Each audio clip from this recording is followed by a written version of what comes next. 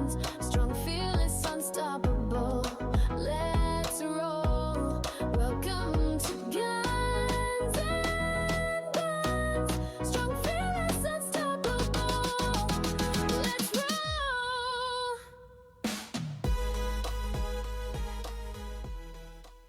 Welcome to Gunz Bunz, the podcast that celebrates strong, successful women. If you enjoy empowering stories, be sure to like and subscribe to our Gunz and Rollz channel for more inspiring episodes like this one. Don't forget to follow us on Instagram at Gunz Bunz Podcast for behind-the-scenes content, updates, and more. Thanks for tuning in. Today, I would like to welcome Kaycee Kalpin.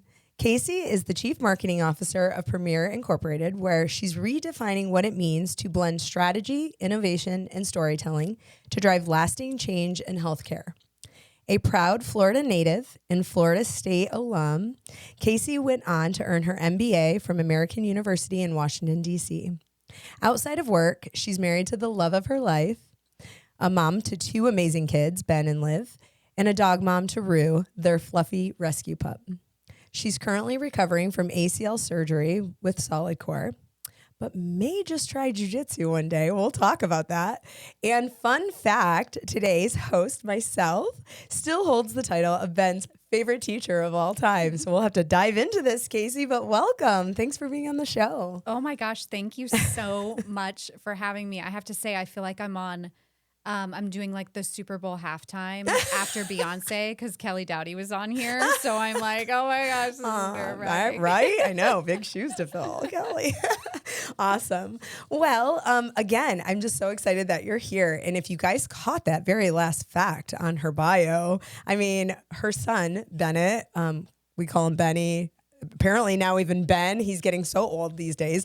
But I had the privilege of teaching her oldest child, Bennett, how I knew him.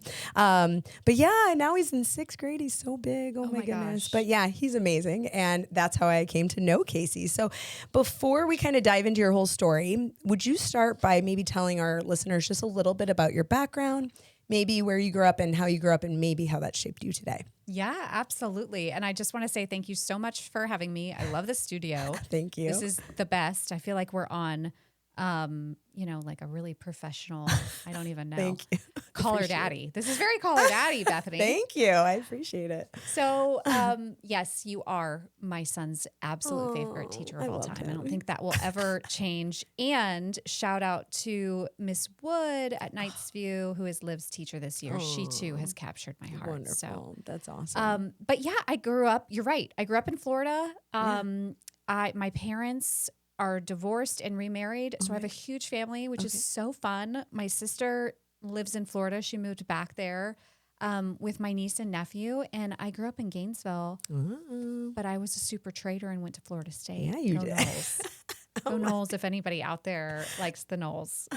My husband will be glad that I wove that in. Yes. But my parents were super hard workers, so both teachers. Oh, nice. Which is amazing. My dad's also a farmer. He's still a farmer today. Oh my goodness. And my mom was incredibly hardworking as a single mom. And I think that kind of shaped who I was. Like when I could get a job, I got a job when I was 13, 14, hostessing, doing whatever I could to just kind of hustle and make a buck.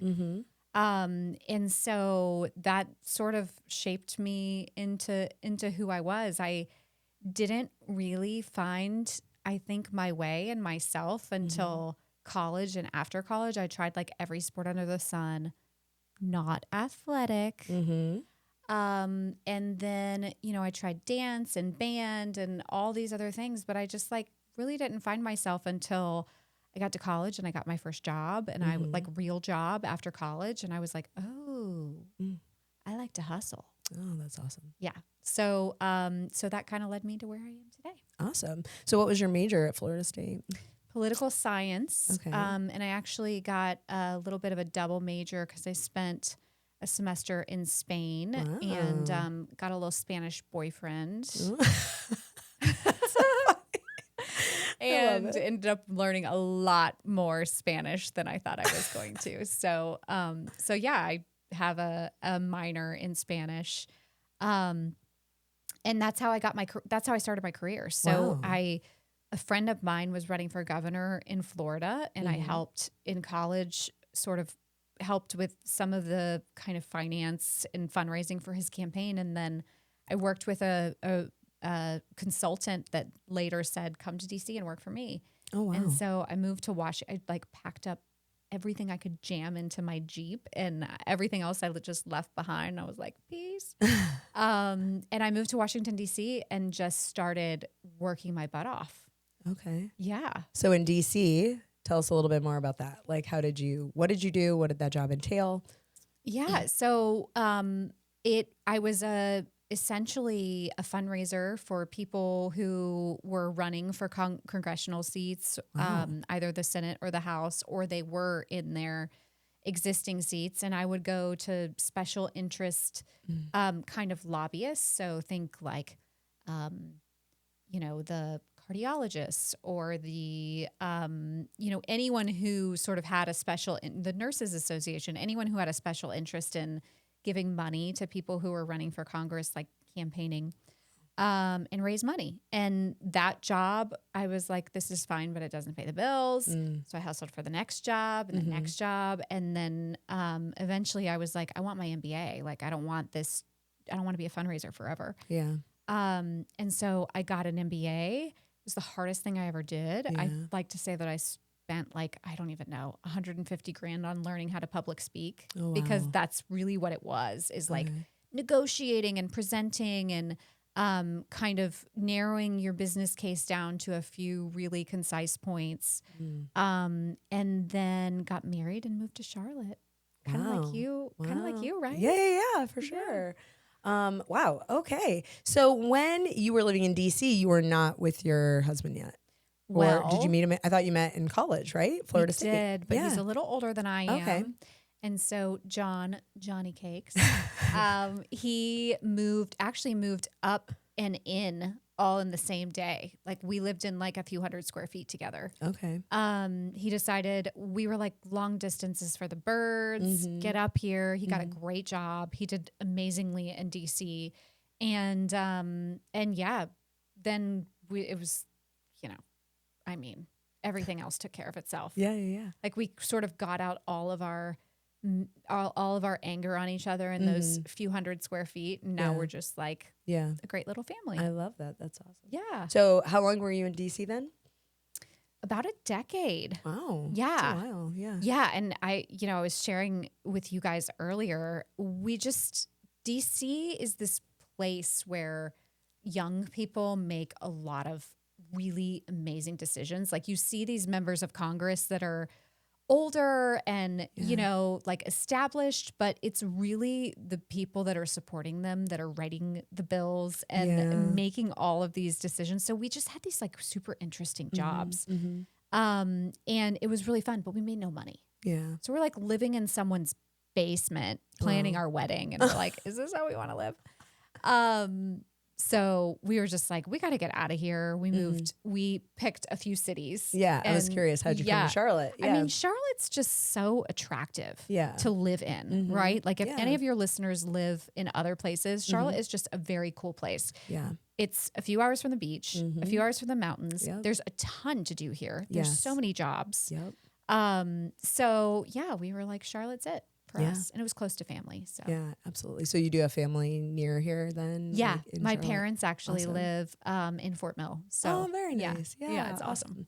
Can I ask a little bit about what John was doing in DC too? Like, at the time, like, oh my gosh, he got a job. I feel like he has not been content with a job since he had in DC. He worked for Elizabeth Glazier, which is a pediatric AIDS foundation. Like, he literally traveled to Africa to help administer drugs to pregnant women. I mean, it was like an insanely impactful job that just touched his heart. He would have probably done it for free. But those are the kind of organizations you find in DC, you know? And so now he was in finance. He's still in finance. Yeah. But when you work for an organization that's like so mission oriented, I think that kind of stays with you. Wow. That's really awesome. So as far as, like you said, your parents are here, is it mom or is it dad, or both are here? Like, so you said they're both remarried, right? Yes, exactly. So my mom and my stepdad are here. Okay. The grandparents, the local grandparents. Yes, someone who's in Mexico. Benny would always tell me about this. Oh my gosh. Shout out to Mary Jane. My mother-in-law and her husband live in Mexico. Okay. We've gone to visit them a few times. Oh, yes, you have. Because he would tell me, and I'm like, what? You're just off to Mexico? No big deal. Oh my So gosh. cute. I know it's expensive, and those were expensive trips, but travel with your kids. Yeah. Like they become these like alter egos of themselves. You know, like Benny was like, I want street tacos. So everywhere we went, we would stop for street tacos. I'm like, I didn't even really know that you were so into tacos. Yeah. I think that allowing them to see the world is so impactful. Yeah. Right? Even if you're just like, let's hop over to Atlanta for the weekend or something, it's just expands their curiosity. Yeah. Yeah. Yeah, for sure. Oh my goodness. And how old is Liv now? What grade is she in? Oh my gosh, she's 8. She's in 3rd. 3rd grade. Oh, this is the serious year. It gets really serious. I mean, it's all serious, but like, oh my goodness, BOG testing, all the things, but okay, all the things, yeah. and they get grades. Chromebooks. Yes. Such a learning curve. I mean, I know we're going to get into like career stuff, but let me tell you, Yeah. I've had some pretty highly intense jobs. Yeah. But it's just you and your 8-year-old in 3rd grade math. Like there is nothing that will ever be that intense, Bethany. I'm sure. I'm sure. Yeah, I know. I mean, I'm dealing with that with Hannah in 7th grade. I'm like, oh my God. And she's in honors math. So I'm like, oh my goodness. I don't know how to do this. I'm like, I'm texting my middle school teacher friend. Right? I'm like, Addie, I need your help. I'm like, help us. What do we do? Like, teach me how to teach her. Like, it's. And you're just looking at them like, I don't know how to help you right now. Yeah. I just don't know how to help you right now. Yeah, I'm 3rd, you're 7th. Yeah. Right. Awesome. Okay. Well, so then let's kind of dive into your career because it sounds like you've had a pretty successful career. You're now the Chief Marketing Officer of Premier Incorporated, but I don't know much about this. So I kind of want you to kind of like tell us the pathway that kind of led you to this point, because that sounds like a very high up position. And I mean, you're a powerhouse. That's why I asked you to come. So yeah, just fill us in on like, how did you end up on this journey? And For sure. yeah, it's the day-to-day like. Yeah, I have always really loved to create things and simplify things and sort of like brand things, kind of like brand and package, and like marketing has always kind of been my art form. And so when we decided to move to Charlotte, there's really one big healthcare company in Charlotte that isn't a provider like Novant or obviously now it's Advocate Health. And it was Premier at the time. Okay. So I don't know if you ladies network, but I network like a boss. And I literally stalked my way to meeting the CEO at the time, which was a woman, and her chief of staff. And I was like, I want to work for you. Wow. I really don't care what job, but like, I love your company. It's Charlotte based. It's mission oriented. It's, an amazing place, and I love what you stand for, and I love your products and solutions. And so I want to work for you. So at the time they were kind of like, all right, we got a few jobs. What do you like? And I was sort of like, that one, but it was a marketing manager role, and I took it.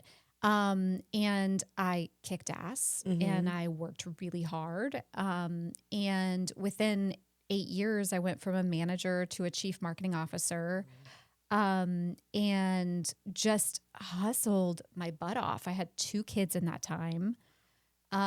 So I have taken 2 maternity leaves with this company, which have been amazing. And they're publicly traded, about $2 billion. Wow. And they do really amazing things for healthcare. So you really see the impact that you're making. But I'm a storyteller, right? Okay. And so it's been through all of these evolutions of like products and services and acquisitions. And my art is like simplifying really complex things. And sort of productizing them and bringing them to market. So I've been successful doing that in the past 10 years. And I've had lots of opportunities to leave and do new things. But this is like a community. This is a Charlotte-based company, and I love the people. Like, how important are the people that you work with? Absolutely. They're right? everything. Yeah. They're everything. The people are incredible. The company is incredible. And I could totally see myself retiring there. But who knows? Who knows? Awesome. That is so great. I noticed like recently you had posted something where you were like interviewing even, is it Simone Biles? Like, I mean, I've seen you kind of like on, is it panels? So like explain more like what your daily job entails in regard to some of those things. Perfect. So as chief marketing officer, I'm kind of like the spokesperson for the company. Okay. And so I do a lot of media. I do some podcasts, none as fun as this one. Subscribe, like, share. Thank you. Yes. And I am constantly like articulating the value of the company. We have a meeting, a huge meeting, like 5,000 people come to it once a year. Wow. And so we hire keynotes or people that come to speak. Simone Biles was this year. She was amazing. Wow. Amazing. Yeah. So I got the opportunity to interview her because some people are more comfortable in like an interview format. Okay. And that's what she said. She was like, I don't want a keynote. Just ask me some questions. Awesome. You know, I'm sure she's going to listen to this podcast. So I have to say all the amazing things. But it's such a wonderful example of different types of success. Yeah. Right. And you and I were kind of jamming on this earlier, which is I'm a corporate executive. Yes. You're a jiu-jitsu star podcaster teacher. Like people find success in different ways. Yeah. Simone Biles didn't even go to high school. Wow. Yeah, She didn't go to college. Yeah.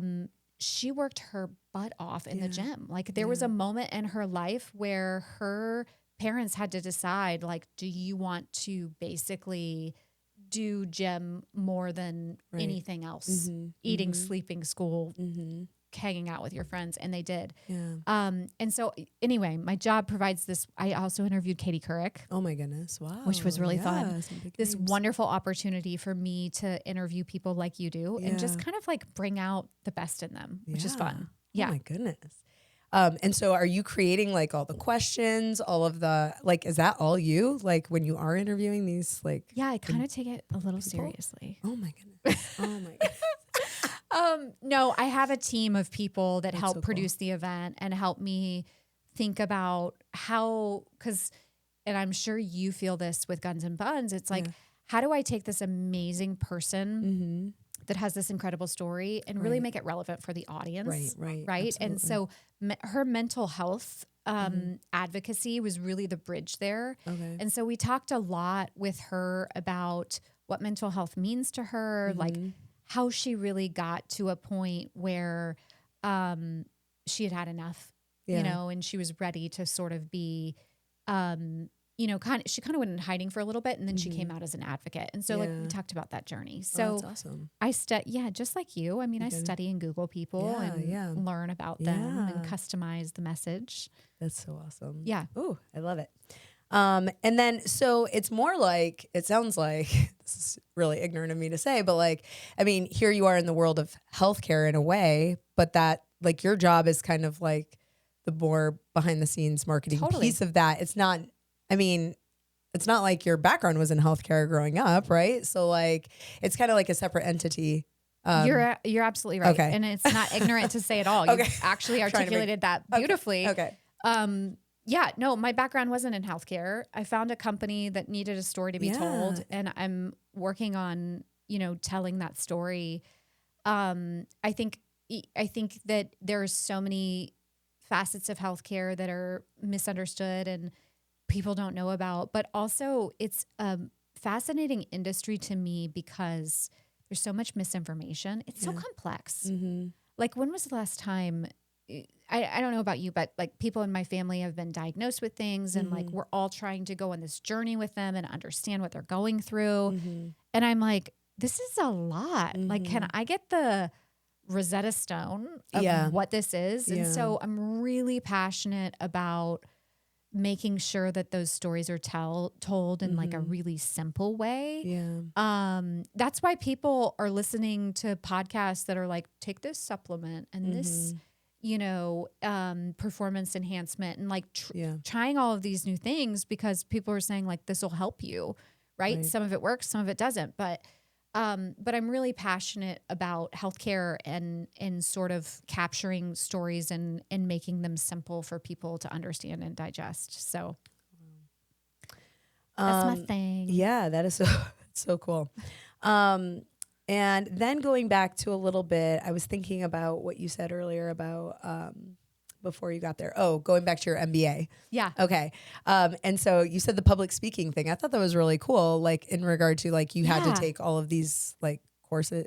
So was it courses you took that led towards the public speaking piece? Yes. Is it, speak a little bit more about that. Yeah. Okay. Good question. So for those that weren't in Bethany and my side chat, which is everyone, I was saying that I feel like I, basically learned how to public speak in business school. I never throughout my life needed to like stand up and advocate for something or give a presentation. Right. And when you're in a room with a bunch of people in business school, they're like, trying to, come up with these innovative ideas and pitch them and negotiate them and like have all the numbers in their head. It was nerve wracking. Yeah. I was like, this is crazy. Yeah. And so business school was hard. And the classes were hard, but I tell my kids this all the time. My kids are total A students. Like I was a C student. I had to work very hard for an A. Like I'm sure you see people like this. Yeah. Right? Like Yes, that have absolutely. to work. I always had to study and cue cards and writing and like all this stuff. So I had to work really hard, but it wasn't until I really like learned how to tell my story in business school that I feel like I really kind of flourished. Yeah. Okay. And you kind of mentioned going back to even like your parents and like seeing their story and the way they played out their life, right? Working hard. And you said you feel like you got that hustle from your parents. But what else is it that maybe drives you? Is it like other people? Is it the money? Is it like, what is it? I mean, you said you love to create. I love to create. So what is that one driving factor? Or maybe it's a few things that kind of like keep you going every single day. So I want to give your audience both. I want to be very candid, but also give them some permission here and like some space and grace. And I'll be vulnerable. So I saw a therapist once because I was like, I've seen lots of therapists, but I was like, I need to figure out what my legacy is going to be, know? And I spent so many sessions with her, like talking through childhood and, trauma, which I don't have a lot of trauma in my life, but just sort of trying to think of like how I'm grounded and what drives me. And at the end of several sessions, she was like, your core value is achievement. Yeah. And I'm like, oh God, no. Like I like to give back to people. I'm charitable. I'm happy when other people are happy. And she's like, that's all great, but you are very motivated by achieving. Yeah. And after I sat with that for a few months, I was like, gosh, you're right. Yeah. Like if you look back on my life, it's not necessarily money, but it's just like, what's the next thing I'm going to achieve? Which is fascinating for the matrix of your listeners because you've got like very athletic, strong, incredibly powerful women in the gym. Yeah. And then you've got super successful women in other aspects of their life. And I think as women, we often say like our core values are family. And yes, those are amazing core values, but it's okay to be motivated by money. Yeah, I know. And absolutely. achievement and to like sacrifice things for it. Right. And it took me a really long time to be able to admit that. But now I'm just like 40 and I'm like, yeah. like, Was here it hard to make those choices? Because I feel like nowadays, even myself, there's a lot of mom guilt, right? Oh especially my when you have gosh. those babies like early on. Like I remember when I was getting my national board certification, Jacob was like a itty bitty baby at the time, like maybe like 1 or 2. And to spend the hours and the time that I spent away from them at the library or going to study sessions or just sitting on the couch typing my 20-page papers, like things like that, like you're sacrificing that time with them and there's a lot of guilt. So what was that journey like for you? Because I can only imagine when you have such a prominent role in a company, like that probably takes a lot of time and energy also away from the family. So like it does. How do you deal with all of that? You're so right. And we are tortured individuals as women. Yes, we are. Right? It's like, oh, be a better wife, be a better mom. work out. You gotta do know all the what I things, mean? yeah. Do all the things, cook the dinner. Yeah. I have made a lot of sacrifices. I will never forget, Bethany. I was at this like small round table of young female executives, and I was one of a few kind of seasoned female executives, sort of on a panel that we were giving them advice. And someone asked about sacrifices, and the woman that was on the panel with me said that that her daughter came home and said, "Mom, why is Dad the one that drops me off in carpool? Everybody else's mom is there."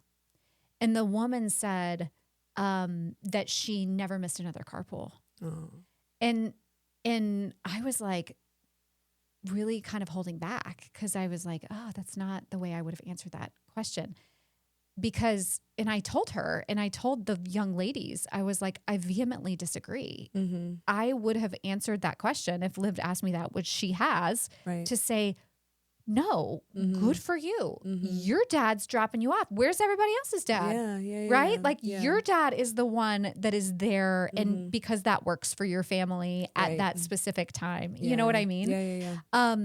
We have to break all of these societal norms that make it not okay for women to make sacrifices and it okay for men to make sacrifices. And so we're just kind of coming out of it where my kids are like, oh, like Mom interviewed Simone Biles. Like she's kind of cool. You know what I mean? And they're like, they know that I travel and they know that I work incredibly hard, which Dad works incredibly hard too. Right. I think it will make them better people. Yeah. Knowing that I did it for the reasons that I did it, I hope. But still, I got that guilt. Oh my gosh. I'm like, oh, I got to get the red eye instead of the morning flight because I got to get home for the things at school. Yeah. I mean, it will never go away. Right.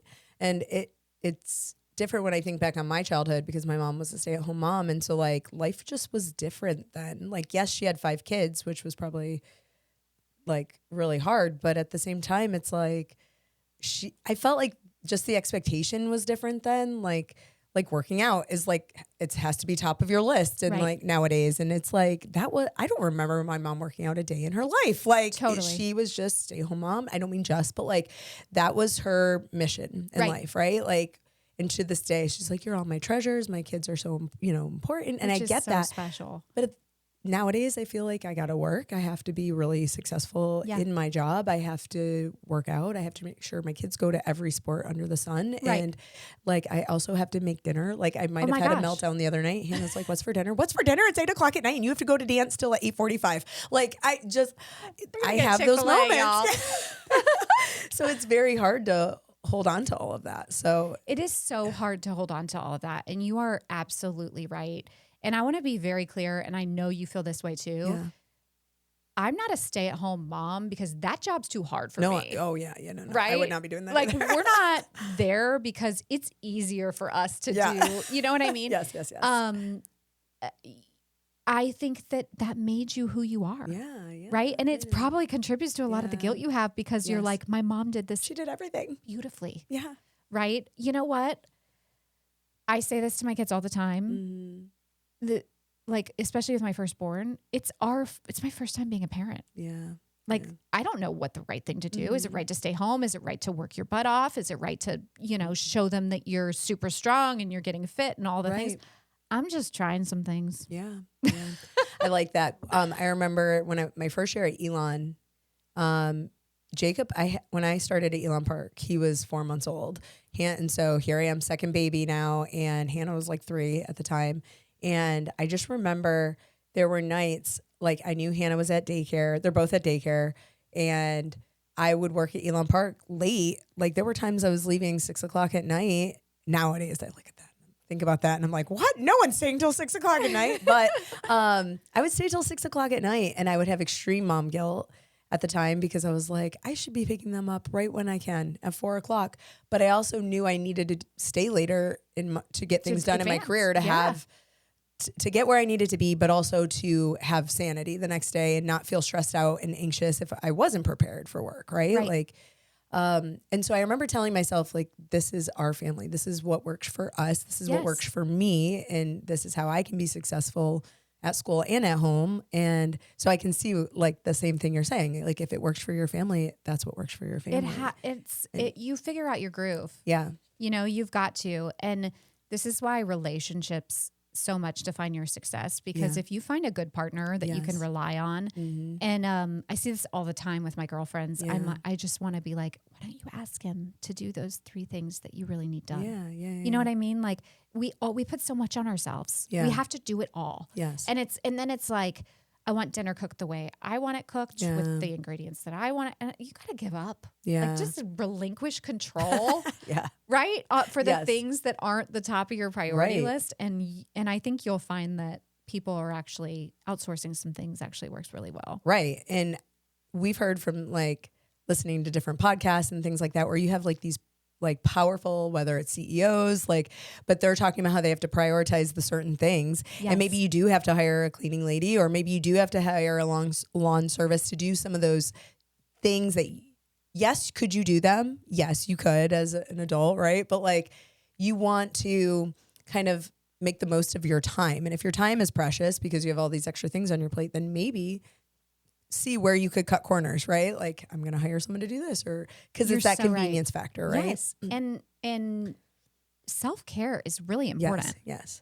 I mean, like whatever that is to you. I mean, for me, it's kind of expensive because I'm like, I want to get the face things and I want to do core Pilates and I want to, you know, whatever that means to you is so important, and you're going to be better because you do it. Right. Like we think we're making a sacrifice to go to the gym or to go do whatever it is we want, but how much better are we when we come back? We're like present and listening, and we have cared for ourselves so we can care for others. So it's so basic because we're like self-care, but you know, some days I'm like, oh, that's such a basic concept. But then I'm like, I haven't even had water today. Yeah. So true. So true. And I do want to speak to your husband too, like stepping up. I remember, didn't he end up like becoming like PTO, like treasurer or something at one point? Yeah. And I was like, that's so cool. And I do remember meeting him for the first time because I think Benny and him were one of the first ones that came into open house that year. And I was like, open house. Oh, I'm like, that's so great. I was like, that's so He's awesome. such a boss. Yeah. And I can't tell you how many like mom threads of the room, you know, like the room mom puts all the moms on the threads, and I'll be like, I'm adding my husband, and then I depart the thread. Because he's often the one that is he works from home. He's the one that's taking the lead on a lot of that stuff. And he's super organized. He's like the chief executive officer of the family. And so I'm like, I'm sorry, ladies. Like, I'm not here for this. Like he needs to be in the thread. Yeah. I love that. How often do you travel for work? A lot. I'd say 50 to 60%. Wow. It's a lot. It's hard. And my kids don't, you know how some kids really took to FaceTime? Mine are like, I don't want to FaceTime you. Like that makes me miss you. So we don't do that. But now, you know, I was gone for a really long trip and Benny was so cute. I was like, he was missing me, of course. And I was like, let's start a story. So we emailed each other, and I would put like the first 3 lines of a story. It took me like 2 seconds, and then he would email me back and write more of the story. And then, you know, we like came up with this like cute short story within the week that I was gone. So, you know, you got to be creative and find ways to connect that aren't in person, but it's critically important for my job to travel. So it's a lot. And so it's like, is it a whole week? I mean, I know you said, is it normally a whole week, couple of days? It's usually a couple of days. Local, like not local, but usually within the United US. States. Okay. Usually in the US. Okay. And you learn how to like sleep in a hotel and take a red eye and, you know, stuff like that.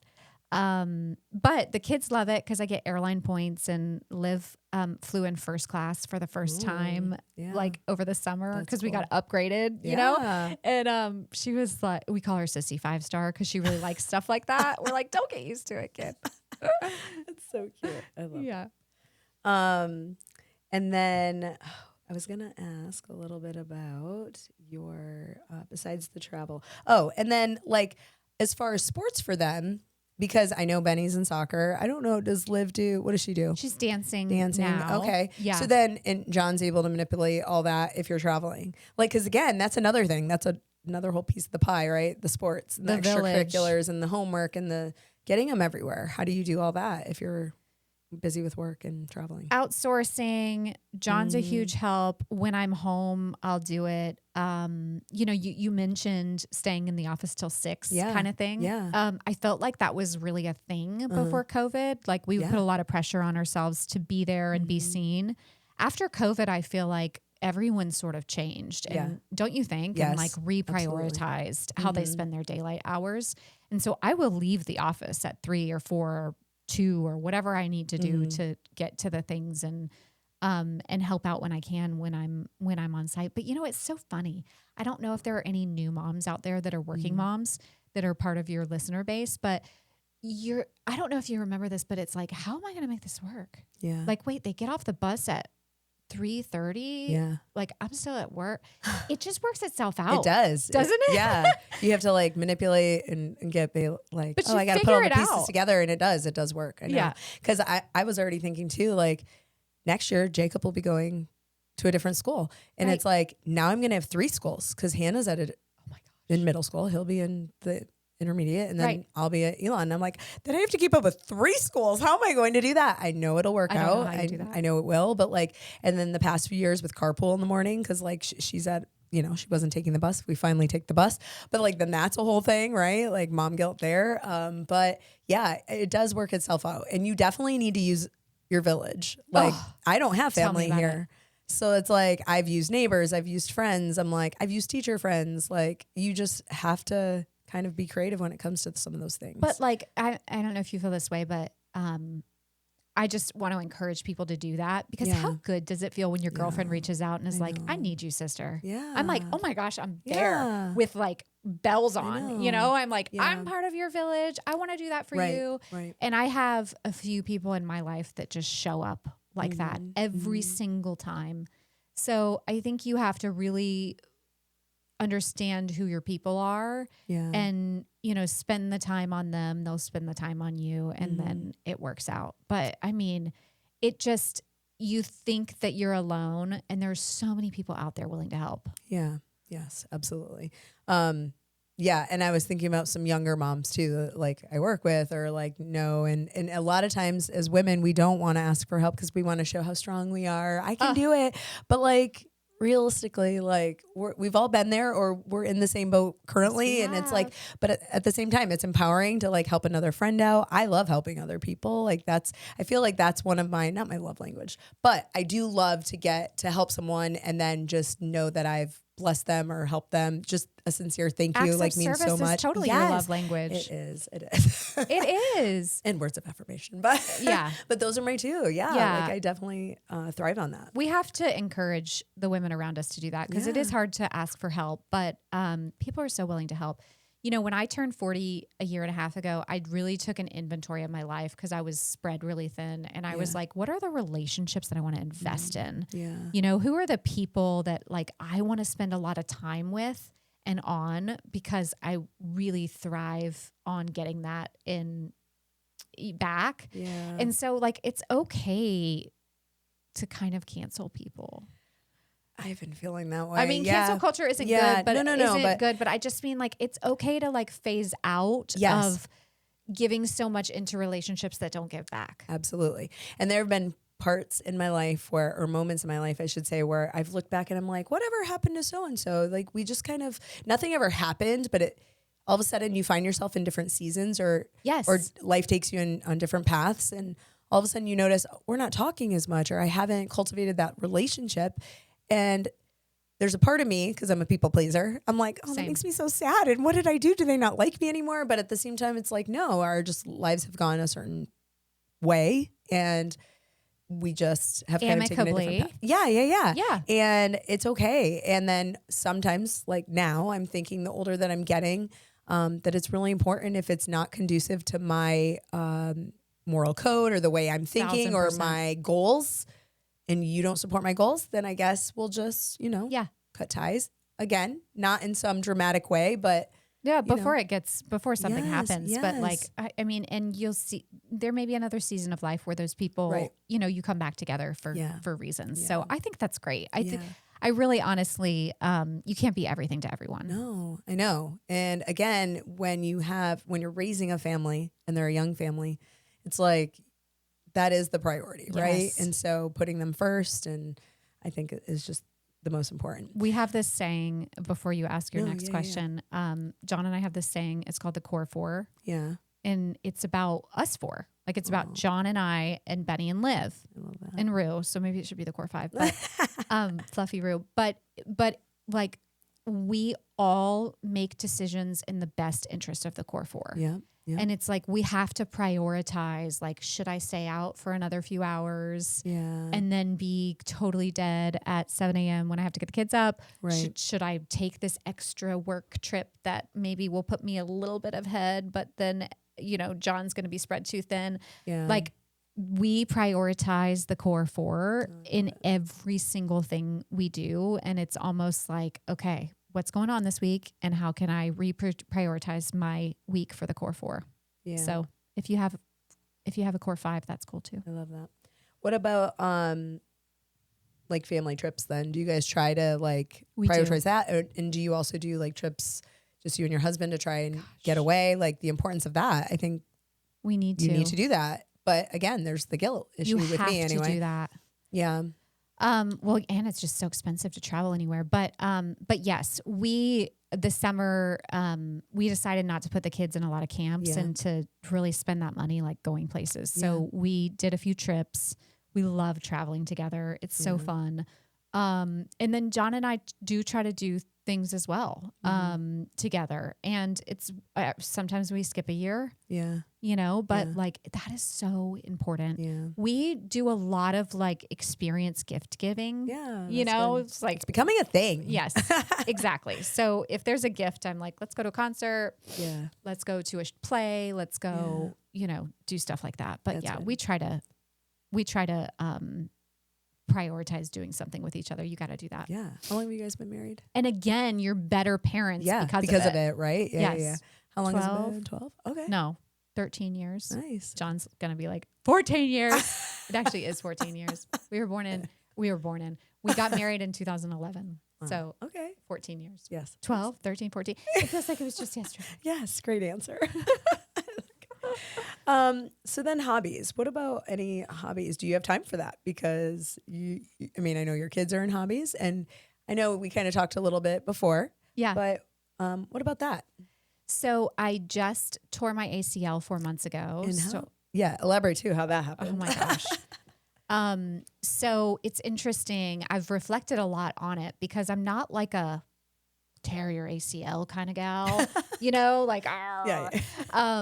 but I was on a work trip out in Colorado, and I really wanted John to come with me because I had been working so hard, and I was like, just come with me out here. Let's do a day of skiing. And we love to ski.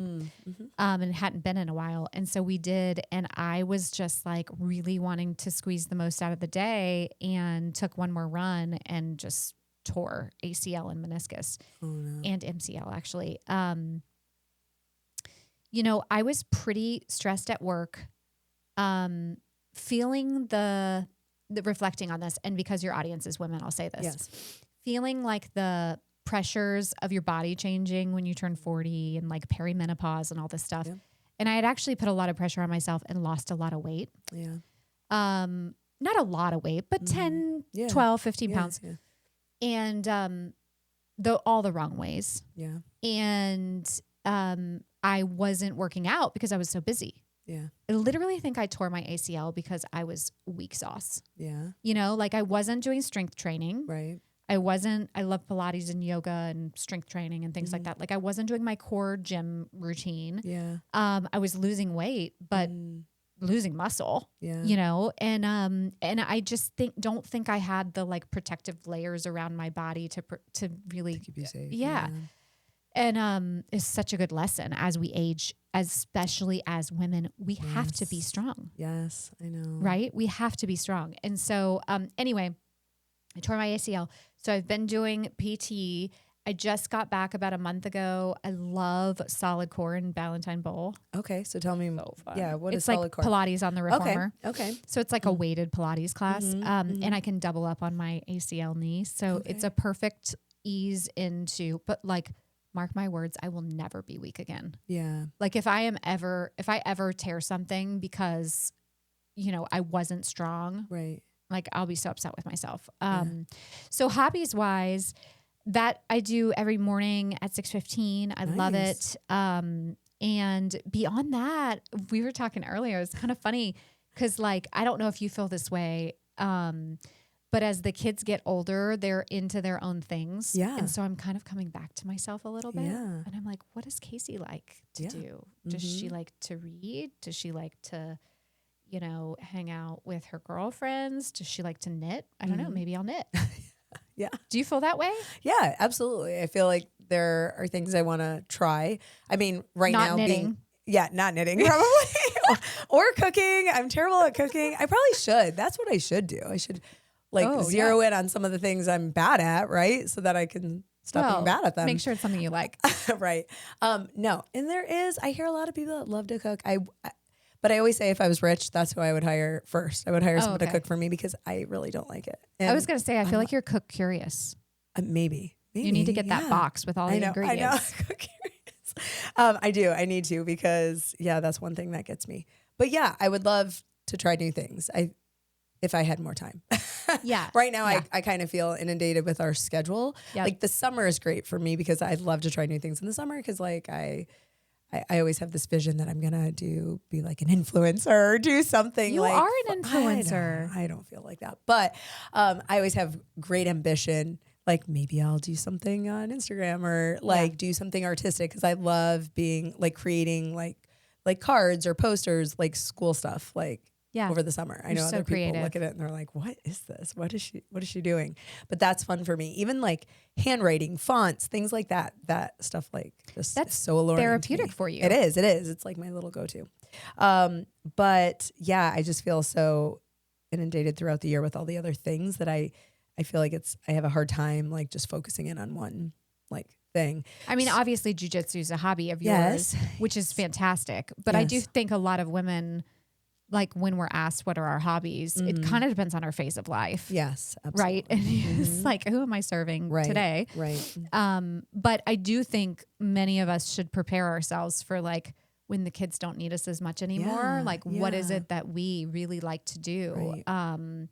And embrace that and try new things. Yeah. Or finding that time with your husband too. Like, oh my gosh. I think I heard a quote one time. It's like, after the kids grow up and leave, it's your husband who stays. Like he's the one that's still there waiting. And like, you have like a whole nother life. And it's a whole other life without your kids. Yeah.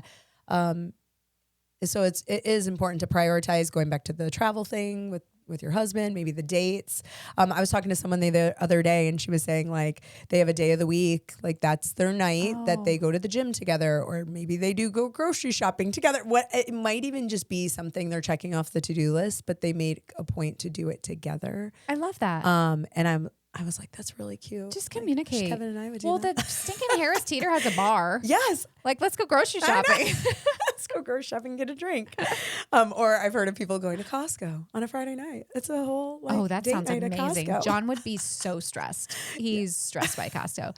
But I think that's really important because when the kids, leave for college or whatever they're going to do, you don't want to be sitting next to someone and being like, I don't know this person. You don't know him anymore because you've lived a whole life. Yeah. With the kids. So that's totally. Just important to keep going. So the hobbies thing, you're still finding out what that's going to be. Yes. That's awesome. Okay. But I'm also like a chronic pour myself into something. Yeah. So next time I see you, I'm going to be like, oh, I'm really into blank. And you're going to be like, oh, already. And I'm going to be like, you knit that sweater? Oh my gosh, Kaycee. Okay. So then, I kind of asked like what drives you to do your best, and you kind of spoke about your parents too, being a kind of like showing you the way there. And then what would you say is like your daily, like source of support? Like, do you have like a daily habit, a daily ritual? What is that thing that kind of keeps you grounded? Yeah. So I had, another person that was at our meeting was Andrew Huberman. Have you listened to his I've heard of podcast him. at all? Yes. Yeah, he's a really good podcaster. But he spoke with one of my dear friends. They had a panel together. And one of the things that he said is like, it's actually quite simple. Like we over-engineer everything. It's like, take this wellness shot and, drink water before coffee and do an ice plunge on your face. And like, you know what I mean? Yes, it's like, all the I things, save all cold these things. And I'm plunge, like, all the what things. am I doing? And he's like, drink the water, look at the sun, Yeah. like literally get vitamin D in the morning and move your body. Yeah. And so at that moment when I was in the audience listening to him say that, I thought to myself, like I said, that's so simple. Of course, everybody knows that. And then I thought back and I'm like, well, it's 2 p.m. and I haven't had any water. I haven't been outside in days because I've been at this conference and my exercise routine has like gone to crap. Yeah. So I'm trying to do those 3 things. Like Okay. even if it's just like have my coffee on the porch in the morning while I look at this, you know what I mean? While I get like a little bit of sunlight in my system, and have, nourish myself with water and move my body. And you know what? When you take the pressure off of moving your body, when you're not like, so I lost my iWatch and, I love it. Yeah. I'm so obsessed with not having an iWatch on. Oh. Like for a few weeks, I would go like this. Like I felt like I was being buzzed, and I didn't have the iWatch on. And I was like, "Oh, that's bad. Yeah. But when you stop looking at how many calories you're burning, what your heart rate is, and you just like move your body, it is so much more enjoyable. Okay. We put so much pressure on ourselves. We're like, do. I had, 2,300 calories today, so I need to burn blah blah blah, and just stop. Yeah. Just like so. Routine wise, I'm trying to get better at that. Workouts are therapy for me. If I don't have a good workout routine, I'm not good. So the Solidcore is what Right you've been now, doing for that. it's kind of what I can do. Okay. But yeah, like just moving my body is really important. When I say I don't have time to do it and I stop doing it, then I can see on the emotional side that it takes a toll, With having like such like a prestigious career and being an executive, would you do you ever like prioritize lists? I've heard of people doing like power lists and things like that at the start of the day because they have so many things on their plate throughout the day. Do you do anything like that? Or journaling or? Yeah, I do a little bit of journaling. I love lists, but it's chaos. Yeah. I feel like your listeners are like, why did you invite this person on? She has nothing good to say. But I'll put sticky notes everywhere. I'm a bad sleeper, so I sleep with like a little pad by my bed so that if something's keeping Comes me to up, mind. I like write it down. That's smart. And then in the morning, I'm like, why were those 5 things keeping me up? Yeah. Like those are so dumb. Yeah. Journaling is really good. It's so cheesy, but gratitude and like starting the day off with gratitude. Yeah. I try to get the kids to do that. John and I do that. But yeah, I wouldn't say I have any routines. I was with a doctor friend of mine, a nurse anesthetist. They're our neighbors. And he was like, I was like, I'm a crappy sleeper. And he was like, well, tell me about your sleep routine. And everything I told him, he was like, Kaycee, you have terrible sleep hygiene. So there's a lot in my life that I need to fix. Yeah.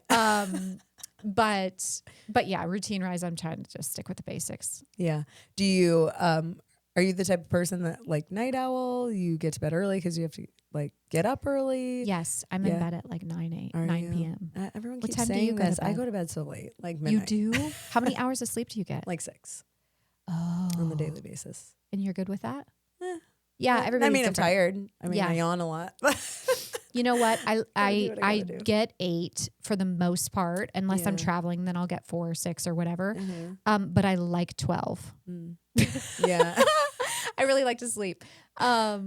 But yeah, sleep is really important. I know.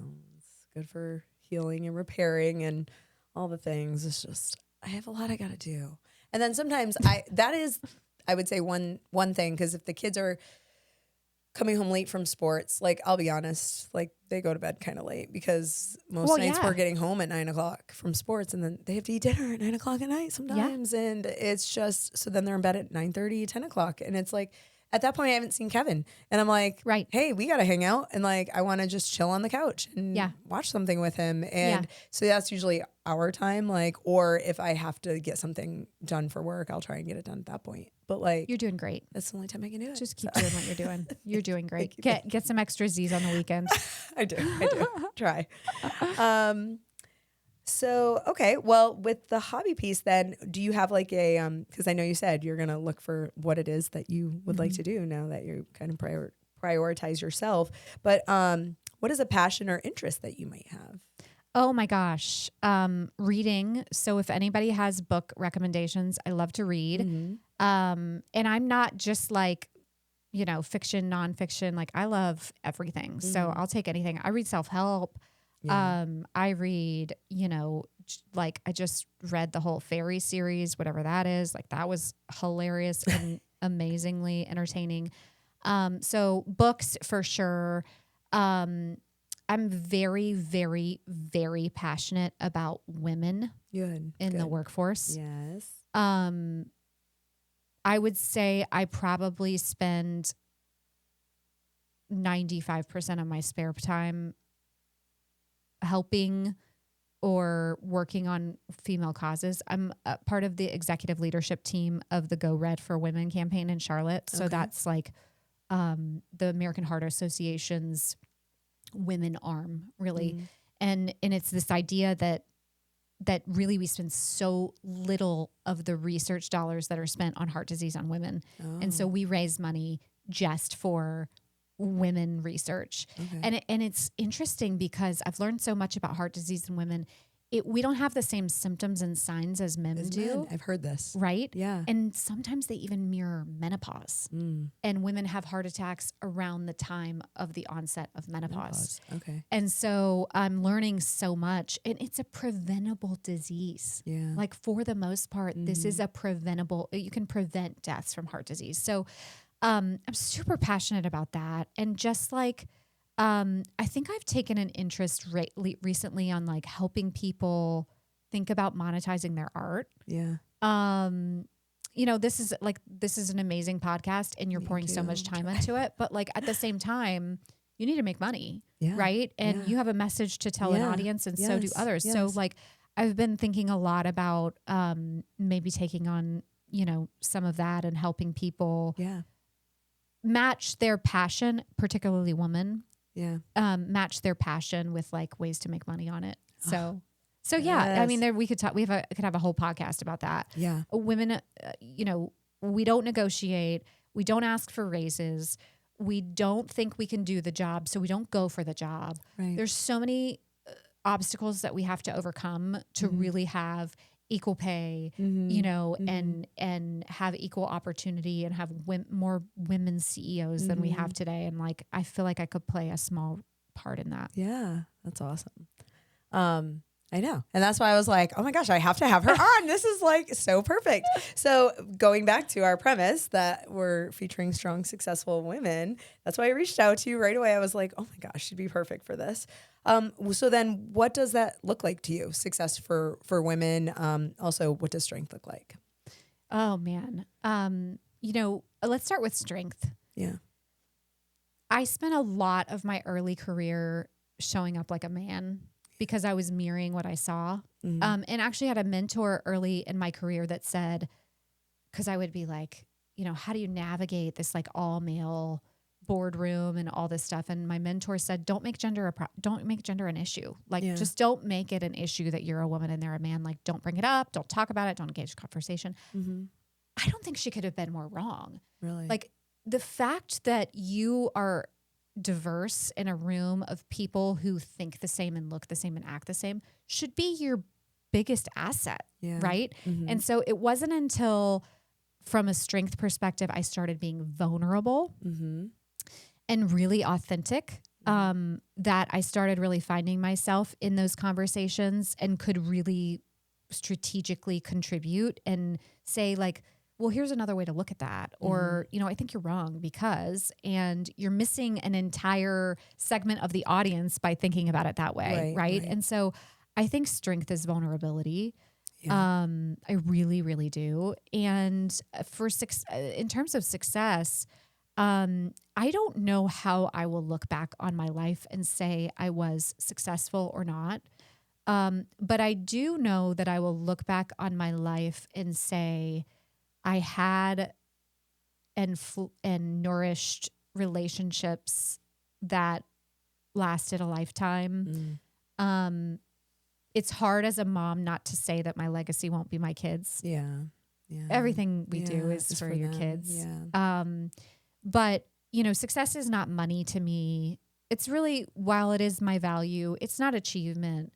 It is making an impact. And there's something, maybe a book in me or something about helping women find their power and their strength through vulnerability that like I haven't yet done. Right. So I feel that every day. It's like a burning inside of me because somehow we have to catapult. Like we can't continue to go at this pace of change and progression. We're going to have to leapfrog. Yeah. And so what are those sort of strategies as women that we can take on to kind of, you know, leapfrog ahead and show up in ways that make an impact? Right. And going back to kind of connecting this to jiu-jitsu. I had literally posted something yesterday about women in jiu-jitsu and why they should do it.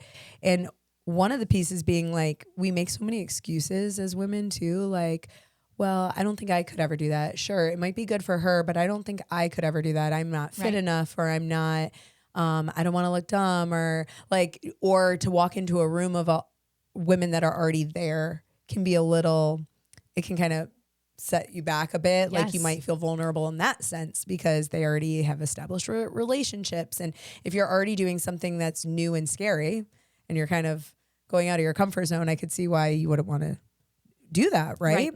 And I always think about jiu-jitsu too with the vulnerable piece, because you are putting yourself out there. You're putting yourself on a stage in competition anyway. Everyone is looking at you. It's you and one other person. And ultimately, if you win, that's great for the team, right? But if you lose, like you feel bad. As a competitor, I feel bad on my coach's behalf, on behalf of the gym. I feel bad for my family. I want to be a good example to my kids. And so, but at the same time, there's so much to be learned in that vulnerable moment too. So You're so right. But all I can say is you have to do it. Like you do. Vulnerability is hard, but that's where you grow. And so I love that you said strength and vulnerability. I think it's so true. Well, and like just zoom out from what you said. Yeah. Your family that's there watching you is already so proud you're on the stage. And how strong is it for you in the gym to see a woman who doesn't look like you or anyone else in the gym walk through those doors? Yeah. Like you're like, yes, you are the biggest badass. You got here. Right. That's the first step. Right. And so, you know, I think the premise of your podcast is brilliant because you're taking this art form and marrying it with, you know, how we show up as women. Yeah. And like I mentioned to you earlier, I think the opportunity for us to overcome strength with strategy is really our very special place in this world. You know, you can show up in a boardroom, and I have, with a bunch of men who have been there for a long time and they know all the things. Yes. But if I show up prepared, and I know my stuff, and I have incredibly unique and differentiated ideas to contribute, then strategy overcomes strength. Yeah. And the same thing in jiu-jitsu and in the martial arts. And so like, I think that women just need to find their strategy. Yeah. Right. Oh, yes, absolutely. I always try when I see a new girl, like walk in, I try to cultivate. I try to introduce myself right away. You'd be surprised. Like it's a very transient sport. Like people come and go. Like it'll be like days later and you're like, where's so-and-so? I haven't seen them again. And it's like, they come, they try it. They either take to it and become obsessed with it and do it and are all in, or they just come and go. A lot of people come and go. So I try to be that person that's like the little welcoming committee and be like, hey, like, that's so good. Because I know how hard it is to walk into a scary place. It's predominantly male there too. It's that type of sport. Right. But like promise if you stick with it, like over time, you'll start to see how great it is and the community that's there as well. Oh. And once you are a part of that community, people like cheer you on. And even though it's very much an individual sport, when you're actually competing in the moment, like when your team's cheering you on, you realize, wow, like this is so awesome. And I'm making a difference in the gym, and like we're all just helping each other. And it's just a very kumbaya moment. It's just so amazing. Well, but like, can we just take that and bottle it up and be that way for people, each other in society? I know. Like everybody just needs a giant hug and a welcome in. I'm not judging you. You know what I mean? Like everybody, I think that is a really good mindset. Yeah. I was just telling my kids yesterday morning meeting, we were talking about how like, have you ever been at a party or in a very crowded room and you're like, you feel alone and you kind of feel like, how do you feel alone in a crowded room? But chances are if you feel that way, everyone feels that way. Like most people probably feel that way. And so I was just challenging my students. I was just like, guys, so like if you're feeling this way, then chances are someone else is. So then what a great opportunity to make a friend. Or that's the moment to like really like pounce, right? Like go up to someone, hey, I'm so-and-so, like just be vulnerable in that moment and make a friend. But okay, so I have to tell you something. I don't know if we're going to be able to fit this into the podcast or not, but I like TikTok. Yes. I don't know. I just kind of like TikTok. You got to teach me. I don't really know it. So I saw this thing where they did a study on kids in school about being popular. Yeah. And it was like, they asked all these kids, like, what does it mean to be popular? And you got a lot of the like traditional stuff, like the prettiest and the strongest and the jock and all this stuff. But they did research all over the world. And what it boiled down to is the number of people you knew and were kind to. Yeah. And so like the popularist people were not even the ones that were like the best looking or the smartest or any of the things. It was like, they just were like, hey Jim, hey Cindy, hey Bethany, hey Kev. You know what I mean? They just like said hi to everyone and were kind to everyone. And I just love that. I know. So we just need to show up for each other. Yeah.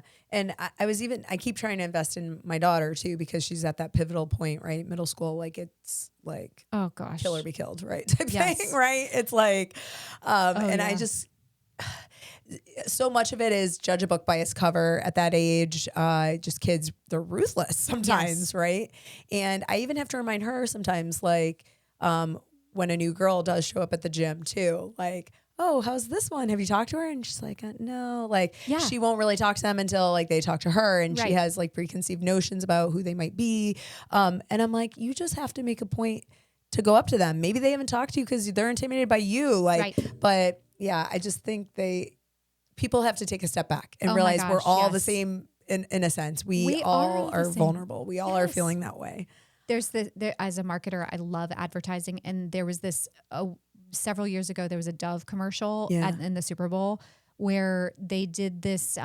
They had these women on both sides of a canvas, and they hadn't seen they saw each other. And they had one woman draw herself and what she thinks of herself when she looks in the mirror. And on the other side, they had an artist draw the woman and what she thinks the woman looks like. Yeah. And I mean, the women that were drawing themselves like picked out their biggest flaws and like, my nose is too big, my ears are too big, my this. And the artist like made them look so beautiful. You've got to look up this YouTube. And it's so just awesome. Like, it's a beautiful, beautiful reminder to really find the best in people, right? And that what we think we see when we look in the mirror is not what people see when they're looking at us. Yes. I also think with that's where you have to, if you're thinking something about someone that's nice, why not just say it? Oh my gosh. Can we do that? I'm like, come on. Like, why are you withholding that information? Maybe you're going to make their day or like be a difference or a light in someone's life by just saying that one thing you're thinking. I totally agree. Just say it. I know. So I love that you have that passion for women, because again, that's what this is all about. And this is ultimately how it started, was jiu-jitsu. And I've said that so many times in the other podcasts, but so I love that that's your mission too. We need a collab. We do need a collab. We need a real collab. Yes. I know. Do you have any big goals on the horizon or anything like work-wise or personal that you don't mind? No, I don't mind at all. I'm getting pretty embedded in the Charlotte community. Like I really care about this community and women in it. So that's a big goal of mine. I'm joining like some nonprofit boards and, you know, like I'm doing some things with Dress for Success and Go Red for Women. So that's a huge goal of mine. I would like to write a book. I love to write. Awesome. Yeah. I don't know what it would be on, but I do really love to write. So that's just like a kind of pipe dream. But you know what? Like getting the kids through my son through middle school. Yeah. Oh my goodness. That's just like a goal. Like let's just survive middle school. Yeah. So yeah, I mean, I have some small things on the horizon. I need to make sure that I'm prioritizing the people in my life that matter and just kind of like coming back to myself and what's Kaycee 2.0, right? Yeah.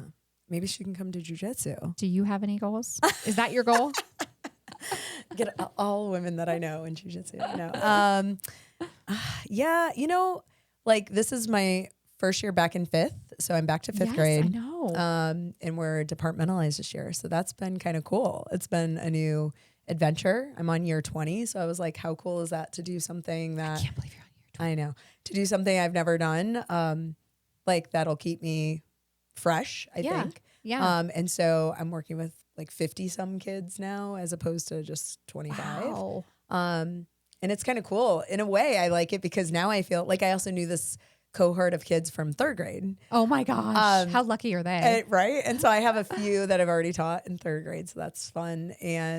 But then I feel like I know the kids like across the grade level because I knew them from third. And now I get to work with like 50 of them out of 150. So it's kind of cool.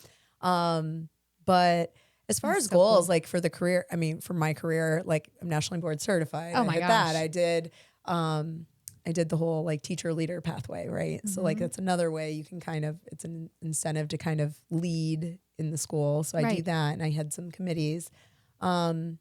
You know, right now I think family too, like, you know, helping my kids find where they want to go in life, right? Like the sports thing is really new for us still. Like we've been doing it since they were like younger, right? Sure. 4 or 5. But I'm saying really finding what is going to be their niche, like what's the thing that they really are passionate about and want to do. And I think we found it. But so, you know, just being there for them as they go through this path and get through school as well. I agree.